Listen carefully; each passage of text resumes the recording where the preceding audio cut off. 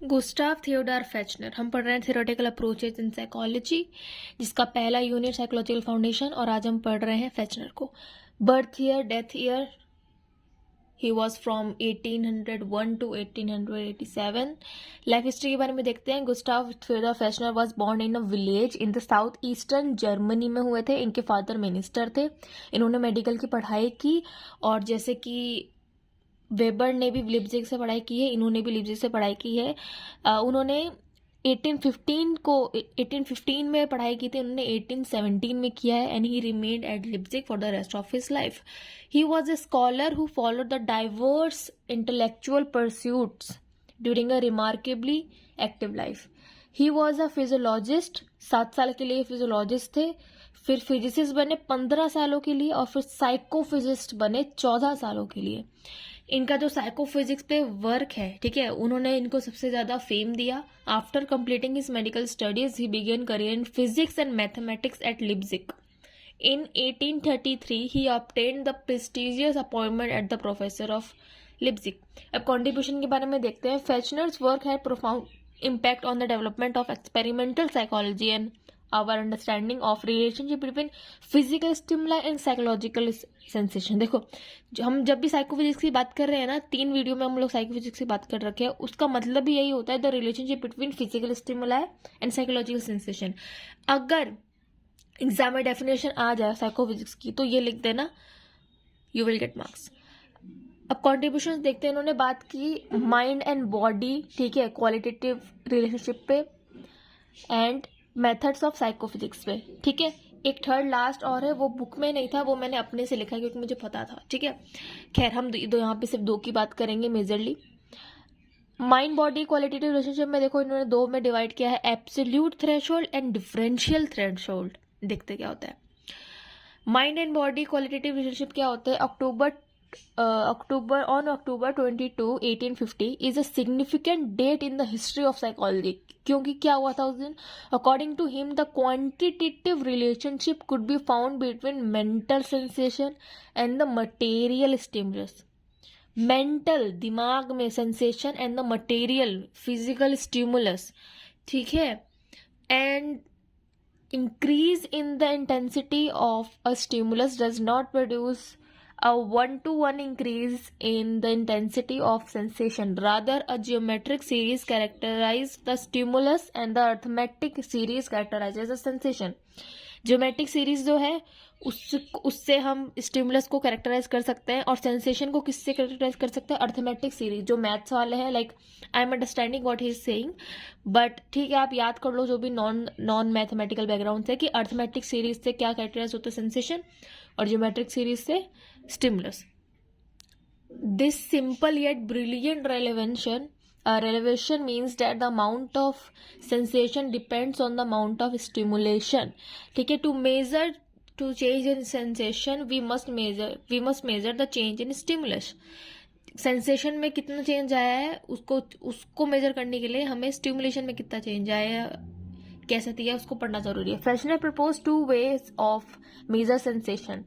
First, we can determine whether a stimulus is present or absent, sense or not sensed।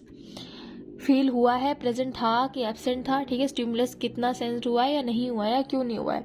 Second, we can measure the stimulus intensity at which the subject report the sensation first occurs. पहला कहाँ हुआ, उसी को बोलते हैं this is the absolute threshold of the sensitivity, a point of intensity below which no sensation is reported and above which subjects do experience sensation. एक point, अगर हम किसी का हाथ पकड़ते हैं, ठीक है, tight tight tight tight tight tight और पकड़ते जाते हैं, तो जिस पॉइंट पर वो बोलेगा ना, या बोलेगी, आपका सब्जेक्ट बोलेगा कि हाँ यहाँ दर्द हुआ, इसका मतलब कि उसके नीचे वाले जितने भी हमने किए ना प्रयास, उसमें उसको कोई सेंसेशन नहीं हुआ है। So below which no sensation is reported, और आगे हम उसको जितना प्रेस करेंगे, जितना जोर से उसका हाथ दबाएंगे, उसको उतना सेंसेशन या उतना दर्द फील होगा। ये तो बहुत लेमन लैंग्वेज में मैंने समझा दिया for just as example। Although the idea of an absolute threshold is useful, its usefulness is limited because only one value of the sensation can be determined।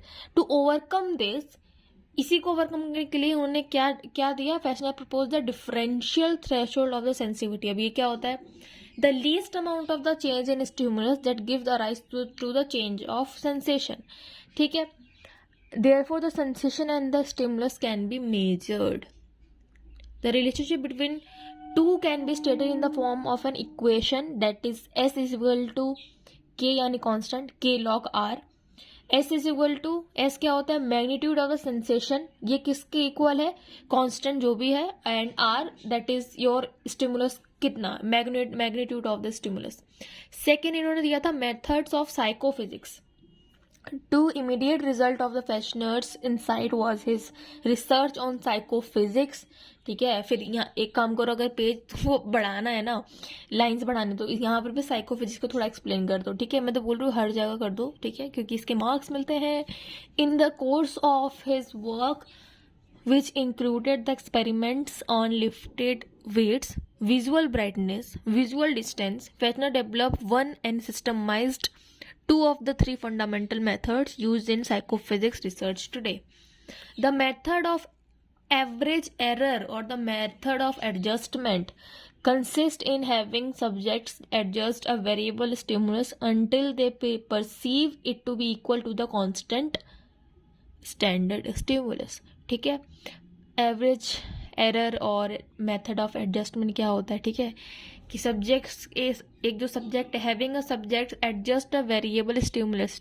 ठीक है, जो भी बदल रहा है, जो भी स्टिमुलस वेरी कर रहा है, उससे सब्जेक्ट जब एडजस्ट हो जाता है, ठीक है, जब तक कि वो इक्वली नहीं आ जाता, इक्वल और to a constant standard stimulus.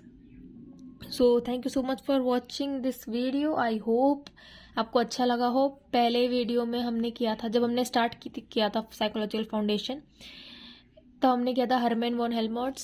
फिर सेकेंड वीडियो आया हमारा जिसमें हमने बात की अर्नस्ट वेबर की. उसके बाद हमने बात किया third one which is Gustav Fechner. And next video अब स्ट्रक्चरलिज्म या फंक्शनलिज्म पे आता ही होगा. So thank you so much for watching. Please do comment, like, क्योंकि बहुत मेहनत लगती है बुक से पढ़ना, नोट्स बनाना, फिर आपके तक पहुंचाना इतना precise and accurate information from the book only. So thank you so much for watching. Keep studying. All the best for exams. Bye.